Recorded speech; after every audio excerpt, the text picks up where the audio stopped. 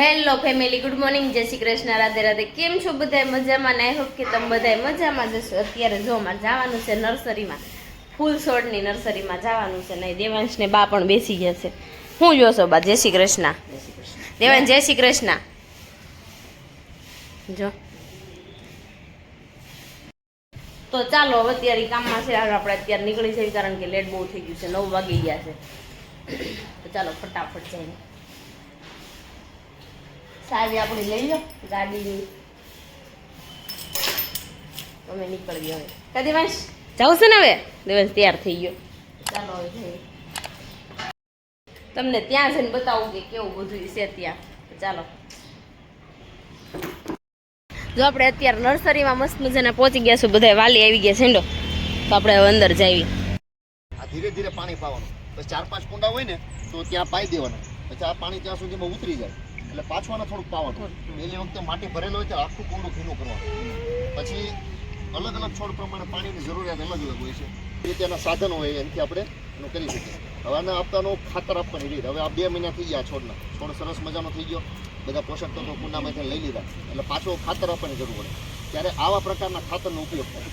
આપણે બહુ ભર્યું હતું ઓર્ગેનિક. હવે આ થોડીકની જરૂર પડે, એટલી એમથી જરૂર પડે માત્ર. એટલે છે ને આનો હોલ પાડી દેવાનો. આપણી પાસે નાનો સોળિયો હોય કે ચમચીનો ઊંધો ભાગ કરી નાખવાનો, એમથી હોલ પાડીને પછી એમાં ખાતરની થોડીક છે ને આંગળી 5 ચપટી વડે ભેગી કરીને આમ ભરી દેવાનું થોડું.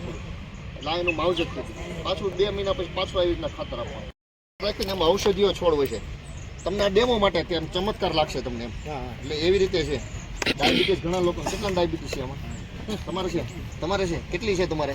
200 ને રહેશે. તો શું કરો તમે એના સારવાર માટે? શું કરો? દરરોજ દવા લ્યો? બધું લેવાનું? તમે શું કરો? દવા 150 છે એટલે આમ દવા લઈ તો નોર્મલ કહેવાય. આ છે ને મધુનાશીનીનો છોડ છે. ઔષધીય બહુ ગુણકારી હોય. આ તમે પાણી પી જાઓ અત્યારે ડેમો ખાંડ ખાઈ જાવ, ખાંડ તમને બિલકુલ ગળે નહીં લાગે. તમને ખ્યાલ છે મધુનાશીનીનો કે નથી ખ્યાલ? તો તમે જ પ્રયોગ કરો. કડવું નહીં હોય.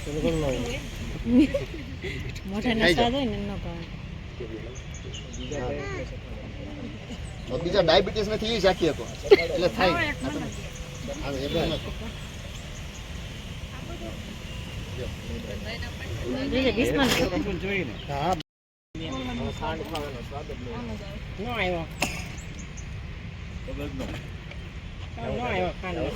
હજારોની દવા લેવા કરતા અતિ ગુણકારી છે.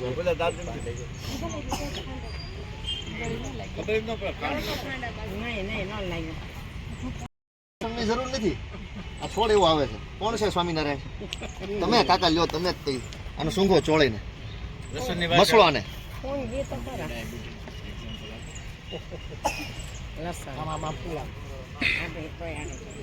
લસણનો ટેસ્ટ આવશે. એવો લસણનો ટેસ્ટ.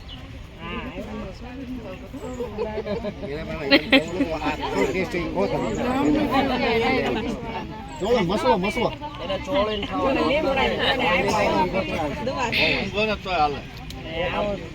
તો બધા વૃક્ષ વિશે અત્યારે સમજાવે છે. તો ચાલો આપણે પેલા સમજી લઈએ.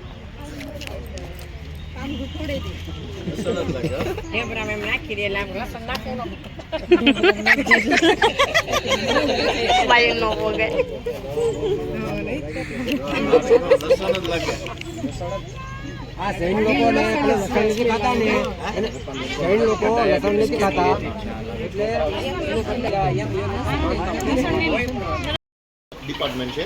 એમાં અલગ અલગ જાતના કુંડા હોય છે. મટીરિયલ પ્રમાણે, એના ભાવ પ્રમાણે અને સિલેક્શન પ્રમાણે. અત્યારે અલગ અલગ પ્રકારના કુંડામાં એફઆરપી મટીરિયલ, મજબૂત મટીરિયલ હોય, 8 વર્ષની ગેરંટી હોય. એમાં કુંડું તૂટી જાય તો એને રિપ્લેસ કરી આપવામાં આવશે. પ્લાસ્ટિકના કુંડા હોય, પછી ફાઇબરના કુંડા હોય, સિમેન્ટના કુંડા હોય. એટલે અલગ અલગ જાતના કુંડાની બધી શ્રેણી હોય છે. એટલે એમાં તમને સમજાવો, ઘરમાં રાખવા હોય તો પાણી નીચે પડે તો ખરાબ થાય.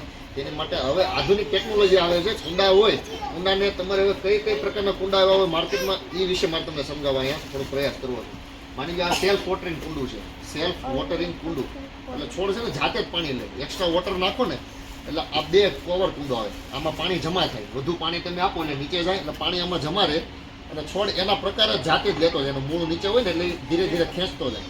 હવે આમાં બહુ પાણી ભરાઈ ગયું હોય તો આ એક માપદંડ હોય. આ બહુ પાણી ભરાઈ ગયું એટલે આ જે નાની ટોટી જેવું દેખાય છે ને એ ઉપર આવે પ્રેશરથી, એટલે એટલું પાણી આવે એટલે આપણને ખબર પડી જાય આખું નીચેનું કુંડું ભરાઈ ગયું છે. એટલે તમારે આને હળવેથી ખાલી કરીને આ ખાલી કરી નાખવાનું. એટલે આવી રીતે આવા કુંડાની બધી હવે વર્ગ આવી ગયા છે. જેમ ફ્લેટ વધતા ગયા એમ કુંડાની કંપની એનું સંશોધન વધારતી ગઈ અને નવા પ્રોડક્ટ લોન્ચ કરતી ગઈ. એટલે આવા અલગ અલગ કુંડા હોય છે બધા. પછી ડિઝાઇન પ્રમાણે કુંડા હોય. આ બધા સેલ્ફ પોટરિંગ કુંડા હોય છે. પછી વુડન કુંડા હોય છે. આવા કુંડા હોય ને આમાં કેક્ટસ ઘરે જે નાના નાના થોર જેવા છે છોડ રાખો ને, કેક્ટસ ટેબલ પ્લાન્ટ હોય, એવા બધા કુંડા માટે આવા કુંડાનો ઉપયોગ થાય. જેવા કે નાનીથી આમાં ટ્રે રાખવાની હોય છે. એટલે આવી રીતે બધા કુંડા હોય છે. અને બધા અલગ અલગ કુંડા છે તમે જોઈ શકો. લટકાવાના કુંડા છે, ફાઈબરના કુંડા છે, લંબચોરસ કુંડા છે, મોટા ઝાડ માટેના કુંડા છે, સિમેન્ટના કુંડા હોય. અને ખાલી કોથળીઓ તમારે જે કોઈ લોકોને અગાશી હોય કે નાનો ફ્લેટ હોય ને શાકભાજી ઉગાડવાનો શોખ હોય, કિચન ગાર્ડનનો, એની માટેનું મટીરિયલ બધું હોય છે. એમાં આવડા કુંડા મોંઘા દાંત લેવાની કાંઈ જરૂર હોતી નથી. એમાં ખાલી કોથળી હોય છે. એમાં તમે ટમેટી, મરચી, દૂધીનો વેલો બધું લગાવી શકો છો. એટલે એની માટે સસ્તું ને સારું હોય છે. એટલે મસ્ત મજાના અત્યારે કુંડા છે, સરસ મજાના. તો બધાય પ્લાન્ટના કુંડા છે. તો આપણે કોઈ પણને વાવી હોય તો ફ્લેટમાં તો જો આપણે મૂકવી જ છે એવા તો એ બધી પ્રકારના મળી જશે આપણને. ચાલો આપણે આખી નર્સરી બહાર જઈને જોઈ લેવી. તો અત્યારે સારામાં નર્સરીની વિઝિટ થઈ ગઈ છે. દેવાંશભાઈ એમ જો બેસી ગયા છે નાસ્તો કરો. તો જો બધા બેસી ગયા છે. જો હવે બનાવવાનું છે પર્સ. એના માટે છે ને આપણે નાસ્તો કરી લીધો છે અત્યારે અને હવે પર્સ બનાવતા શીખવાડે છે. દેવાંશ તાર પર્સ બનાવવું છે? હે અટકતું નથી પણ મેં બનાવ્યું છે વીઆઈપી પર્સ. દેવાંશ જા સર આરે શોપિંગ કરવા લઈ જાય જા. હાલ ઉભો થા. અલ્યો આમાં સિક્કો નાખું. પર્સ લઈ લે જા, લઈ જાય તને. લાઈ તો પર્સ બતાય તો એમાં સિક્કા નાખવાના છે? નથી નાખવાના? તો હાલો. તો જો બધે પર્સ બનાવે છે. તો અત્યારે જો મસ્ત મજાની આપણે વિઝિટ થઈ ગઈ છે નર્સરીની. તમે નર્સરીની વાત કરતી હતી ને, આ નર્સરીનું આપણે વિઝિટ લેવા આવવાનું હતું બાળકોને. તો દેવાંશને લઈને હું અહીં આવી હતી. દેવાંશ મોઢામાં ન આંગળી નાખે, કાઢી નાખો મારો દીકરો. તો જો અત્યારે હે આપણે ઘરે જવું છે હવે. કેમ અહીં નથી રહેવું તારે? મેડમ દેવાંશને અહીં રાખો, એના ઘરે જવું છે. એ કે આપણે મોડું થાય તો એને કરવાનું હોય અમારે. તો મસ્ત મજાનો પ્લાન્ટ છે અહીંયા જો. અને અહીંયા છે ને એક મસ્ત મજાનું ઝાડ ફૂલ બતાવું તમને ગણપતિનું. જો જો અહીંયા મસ્ત મજાના ગણપતિ છે. આવી રીતના આવે જો, સરસ મજાના ગણપતિ છે. એવું ઝાડ જ આવે. હે ઓકે દેવાંશ આમ જો ગણપતિ છે અહીંયા.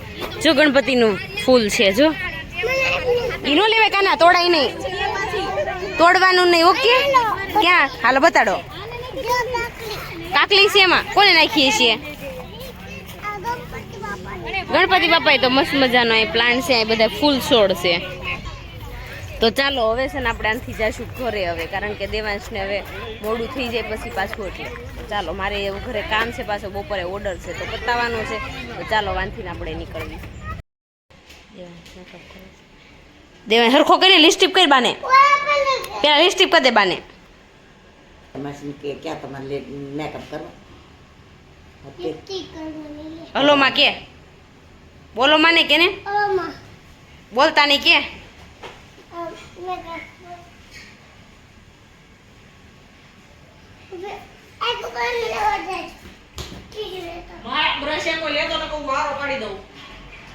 મેકઅપ કરું કહી દે, કહી દે ને. જો તું રૂસડા ફેરીને એમ ફેરવે.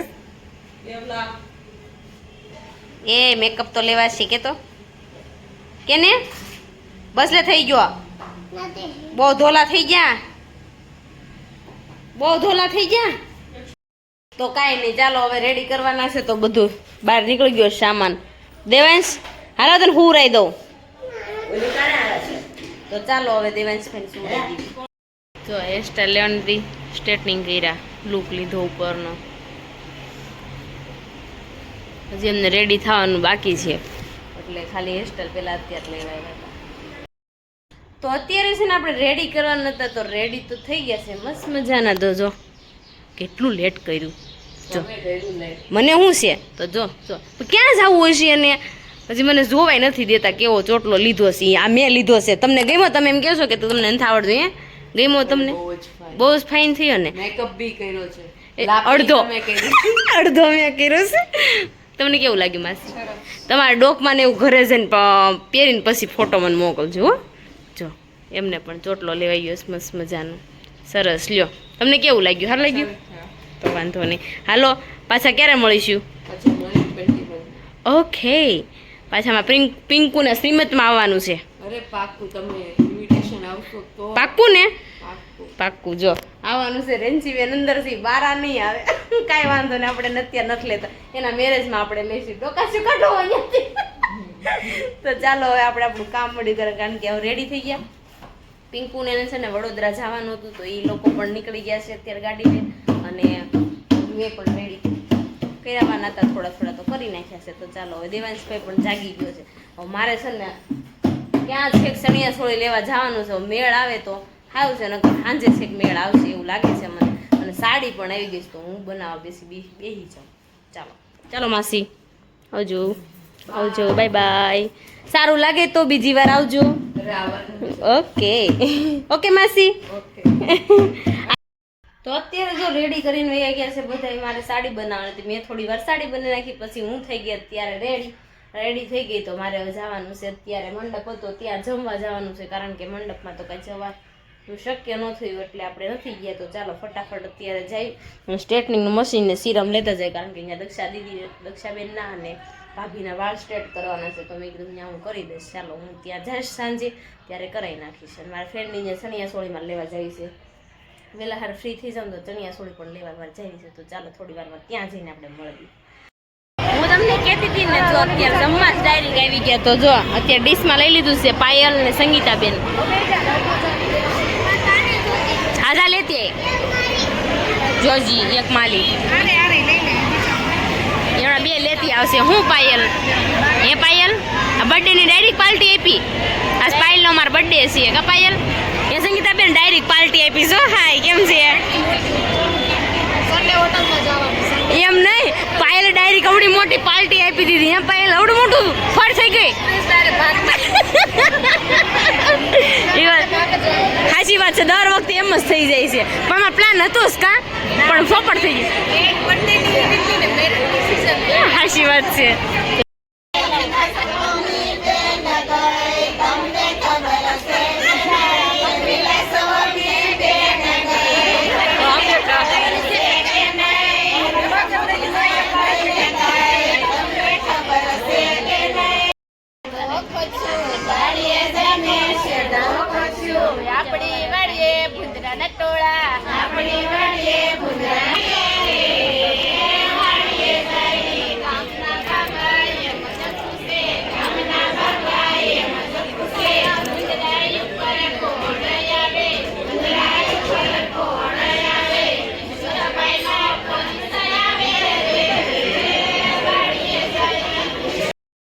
અત્યારે છે ને અમે ગીત ગાવા ગયા હતા ને ગીત મૂક્યા પડતા અને આ બેન કે એમાં સ્ટ્રેટનિંગ કરવા તો અજય કે લાય હું કરી દઉં તો અજય કે હું સ્ટ્રેટ કરી દઉં શું કેવું છે તમારે એમાં એવું છે ભાઈઓને હું સ્ટેટ કરતા આવડે અમારા બેનના વાળ હું સ્ટેટ કરી દઉં ને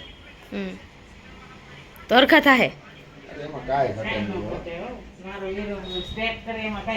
નહીં મશીન અડતું નથી વાળ ને એટલું આમ જોતો આમ ગરમ કેવા છે જોતો કરેલા ઈશાએ કરેલા વાળ સ્ટેટ પાછા કરે છે એટલે લાગે ને કે અજય કર્યા છે શું કેવું બેન તારે હું શીખું છું હોતે કામમાં એટલે હતા ને ધોઈ નાખું પાણીથી હતા એવા ને થઈ જાવ પાણી ડાડીશ તો આ વાળ કેમ લેવાના મને શીખવાડ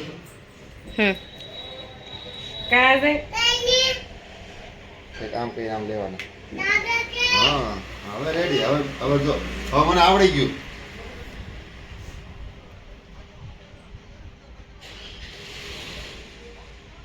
અરે આ એક નંબર હાલો હવે ઓર્ડર આવશે ને જ્યારે બધાને સ્ટ્રેટનિંગ કરી દેજો ફટાફટ ઓર્ડર નાખી દેજો એટલે જો સ્ટેટનિંગ થાય ને ઉડવા બહુ મળે એનું મોટી છે રેવા જ હાલો તમારથી નહીં થાય હાલો સ્ટ્રેટનિંગ થઈ ગયા તો ઘરે જઈએ આપણે જો ગીતમાંથી તમે જઈને આવી ગયા પછી અમે પાયલના ઘરે ગયા ને એટલે હવે પર્સ લેતા આવ્યા જો મસ્ત મજાનું. તો એવું બધું છે આજનો બ્લોગ. તમને ગમ્યો હોય તો લાઈક શેર ને સબસ્ક્રાઈબ કરી નાખજો ને કોમેન્ટ કરવાનું ન ભૂલતા, અમારા પેજને ફોલો કરવાનું પણ ન ભૂલતા. ચાલો મળીશું કાલે. જય Shri Krishna, Radhe Radhe, good night, bye bye, જય શ્રી કૃષ્ણ, બાય બાય.